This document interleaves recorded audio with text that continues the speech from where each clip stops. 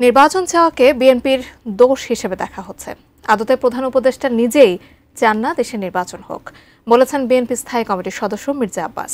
দলের প্রতিষ্ঠাতা ও সাবেক রাষ্ট্রপতি জিয়াউর রহমানের ৪৪তম শাহাদাত বার্ষিকীতে সকালে তার কবরে শ্রদ্ধা নিবেদন শেষে তিনি একথা বলেন। কর্মসূচিতে দলের নেতারা বলেন, সমগ্র জাতি নির্বাচনের অপেক্ষা করছে। স্বপন আহমেদের রিপোর্ট। শহীদ রাষ্ট্রপতি জিয়াউর রহমানের ৪৪তম শাহাদত বার্ষিকীতে তার সমাধিতে ঢল নেমেছিল বিএনপি নেতাকর্মীদের। প্রতিকূল আবহাওয়ার মধ্যেও রাজধানীর বিভিন্ন প্রান্ত থেকে তারা মিছিল নিয়ে শেরেবাংলা নগরে আসেন, শ্রদ্ধা জানান দলের প্রতিষ্ঠাতার প্রতি। পরে দলের স্থায়ী কমিটির সদস্য মির্জা আব্বাস বলেন, দেশের এই ক্রান্তিকালে জিয়াউর রহমান এখনও প্রাসঙ্গিক। তিনি কথা বলেন নির্বাচন প্রসঙ্গেও। জাপানে বসে বিএনপি সম্পর্কে বদনাম করছেন, একটু লজ্জাও লাগলো না দেশের সম্পর্কে বিদেশে বসে বদনাম করতে? তিনি বললেন একটি দল নির্বাচন চায়। ৮ দিনের কর্মসূচির অংশ হিসেবে রাজধানীর বিভিন্ন জায়গায় দুস্থ মানুষকে খাবার ও ঈদ উপহার দিয়েছে বিএনপি।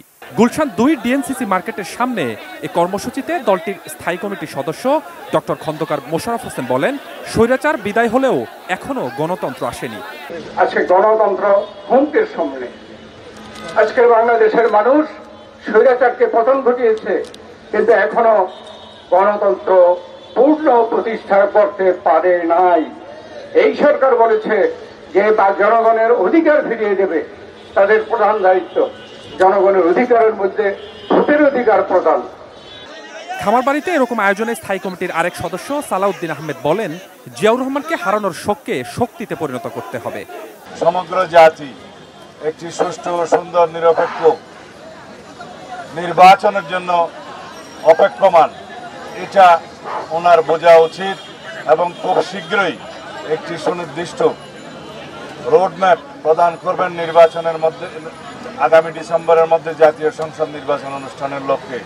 দলের প্রতিষ্ঠাতার প্রতি শ্রদ্ধা জানাতে শুক্রবার সকাল থেকে কেন্দ্রীয় কার্যালয়ে দলীয় পতাকা, অর্ধনমিত এবং কালো পতাকা উত্তোলন করা হয়। যুব দলের আয়োজনে দিনব্যাপী ফ্রি মেডিকেল ক্যাম্প, বিশেষজ্ঞ চিকিৎসকরা দুস্থ রোগীদের বিনামূল্যে ব্যবস্থাপত্র ও ঔষধ দিচ্ছেন। এছাড়াও নয়াপল্টনে দিনভর খাদ্য ও বস্ত্র বিতরণ কর্মসূচি বিএনপির সহযোগী সংগঠনগুলোর। স্বপন আহমেদ, এটি নিউজ, ঢাকা।